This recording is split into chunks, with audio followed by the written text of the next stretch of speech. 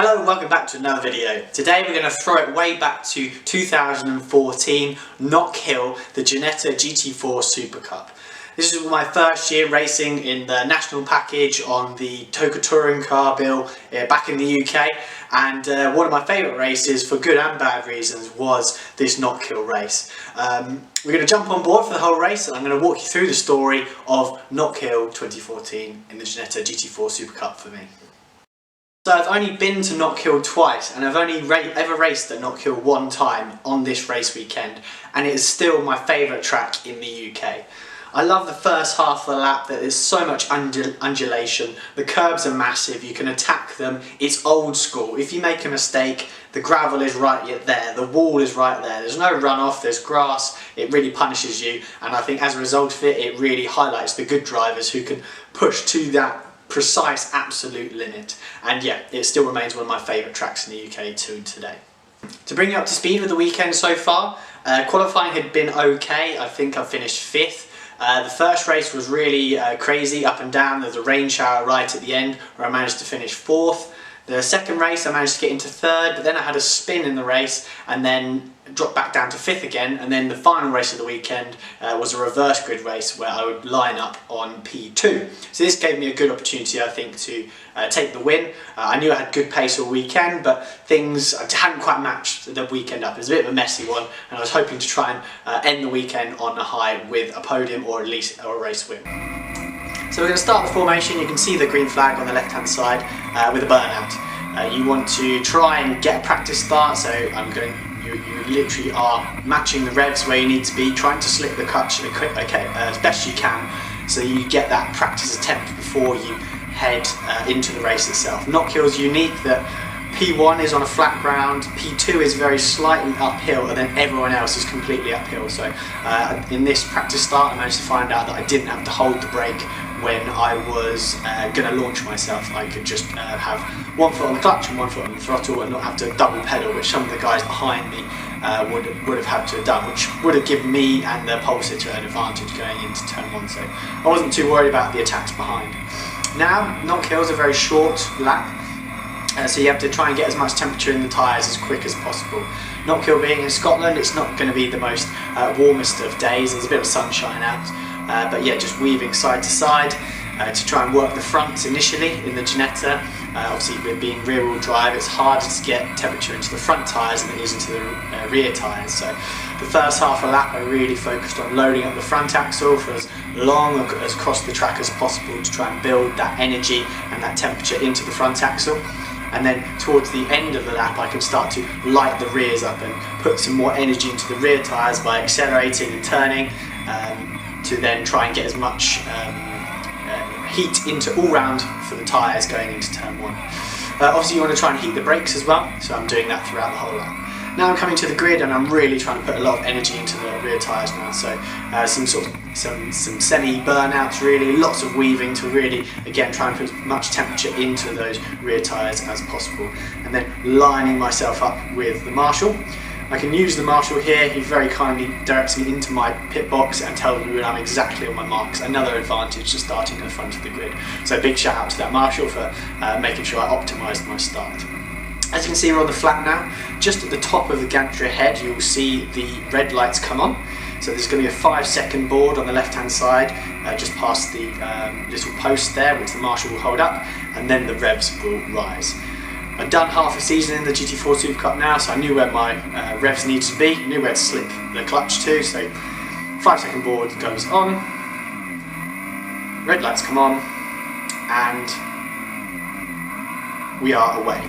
Not a bad launch initially, but then I dropped the clutch too quickly and bogged down, so I knew quite quickly that I wasn't going to get a launch on the pole man who made a mega start.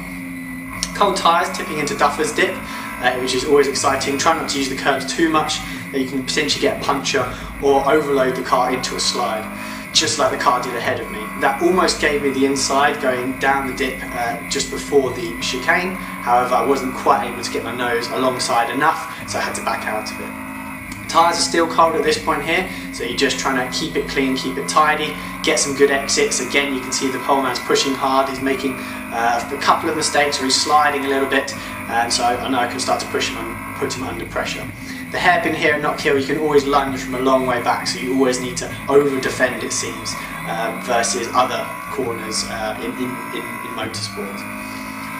Again, now getting into my rhythm, I think I'm always quite good on cold tyres, and like I said, I was already fired up for the beginning of the race, so I was really wanting to get past the pole man. I knew I had more pace than him over the weekend, and get into the lead. Again, got to run through turn 1 and tried to make the inside for turn 3. Didn't quite happen, got a shove from behind and shoved the car ahead of me. It was really, really close. The pole man was kind of backing us up a little bit.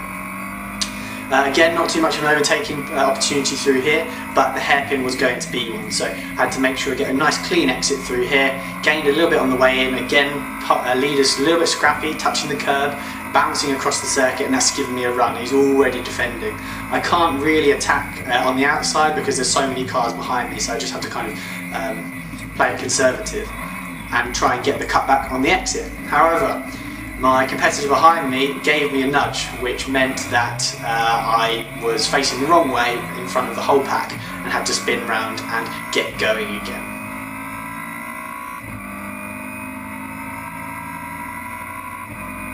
So obviously this was very disappointing. I was furious at this point. I mean, I didn't have the cleanest of weekends at this point anyways, mainly due to my own driving, I suppose, but for this to then was really a kick in the teeth, to then fire me around in the best starting position I had, in the most attacking and promising position I had, and then I had to start from the back and go again. So I kind of used that red mist and just purely focused on what I needed to do, which was put some clean laps together and catch the pack up. I knew I was quick.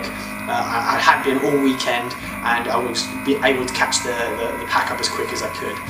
The leader had already shown that he was kind of backing up the pack a little bit by there was a train forming behind him. He wasn't going away, which gave me a hope that if they could get all stuck behind the leader, then I'd be able to catch him up. So yeah, here it was to put some purple sectors together, and we were enjoying the race when we caught the second to last place. So finally caught up second to last place, one of the sort of AM runners in the class. I was able to make a fairly clean move up the inside. Did outbrake myself a little bit. You can hear the diff chattering where I was getting some rear locking on the way into the hairpin. He actually gets back alongside me along the straight here. Tried to get a bit of a side draft off of him, and then I was able to hold that run, outbrake him into turn 1. Give him a little bit of room at the apex. That gave me the line for turn 2. And then I was already past, and I could just focus on then catching the guys ahead.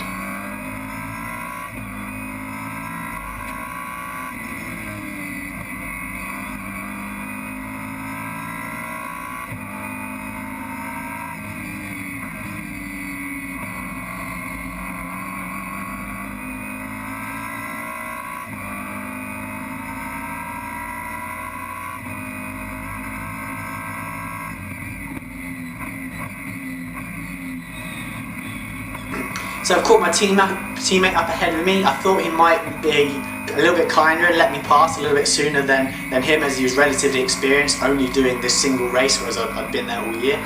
But to his absolute right, he was fighting for every position with the opportunity he had. So I had to, it was quite tricky to pass him. It was all getting a little bit messy, a little bit tricky, and that's exactly what I was talking about on lap 1, where you can't really go to the outside when you're there's a train behind you, because then you kind of just get hung out to dry. Managed to get the run on my teammate ahead of me, and then try to squeeze up the inside of the black car ahead of me, but it wasn't quite possible on the way into turn 1.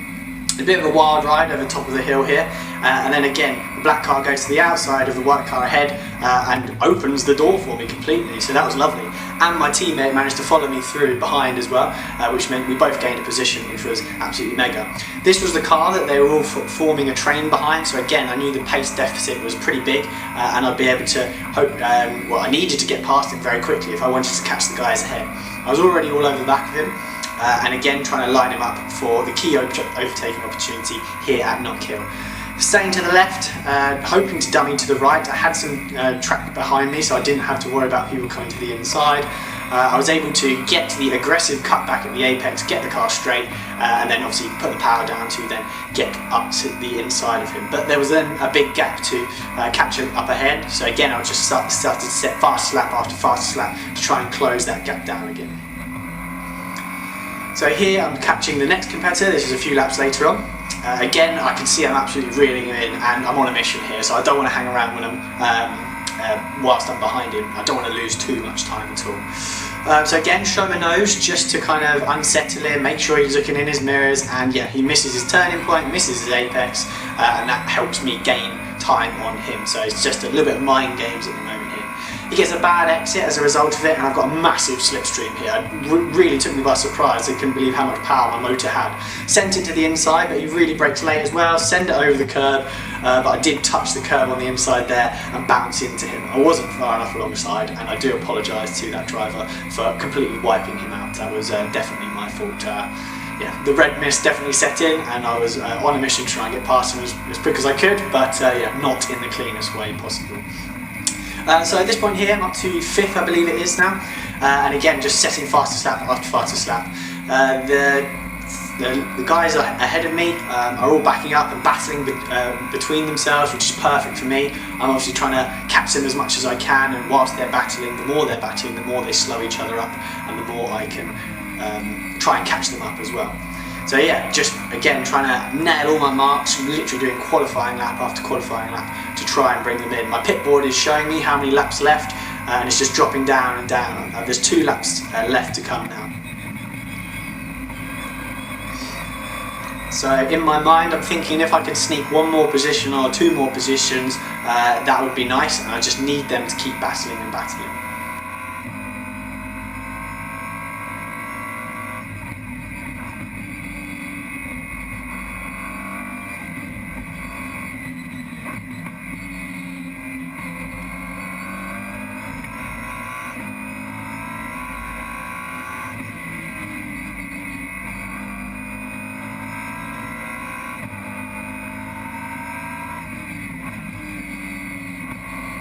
So here I'm now properly sending it. I'm using all of the curb on the inside, all of the curb on the outside. I'm really trying my hardest here to close that gap. I'm still not close enough to really make a move or show my intention at all that I could make a move. Again, I've just got to try and keep it as clean, as tidy as possible, and close that gap as quick as possible. Now we're going on to the last lap. So realistically, with the gap I've got, the only opportunity I'm going to have is into the hairpin. So I've just got to, again, keep a clean lap and close the gap as much as I can. Nail the curb on the inside, nail the curb on the outside, get it back over to the left to open this corner as much as you can. Again, use all the road on the way out. Just clip the curb on the inside to keep it to the middle of the track. Send it over the top here, right on his arse now. So this is my opportunity. Got to show the nose into the second to last corner just to try and psych him out a little bit. But to be fair, the guy ahead, he kept his head and didn't really didn't miss his marks at all. If anything, I'd made a bad exit, which meant that I dropped away from him going into the last corner. I'm not really going to be able to do much there because I'm so far back. I tried the cut back, but it was just a little bit too much too late. So yeah, I ended up rolling home in P7 on the road. It was, my apologies everyone, P7 on the road.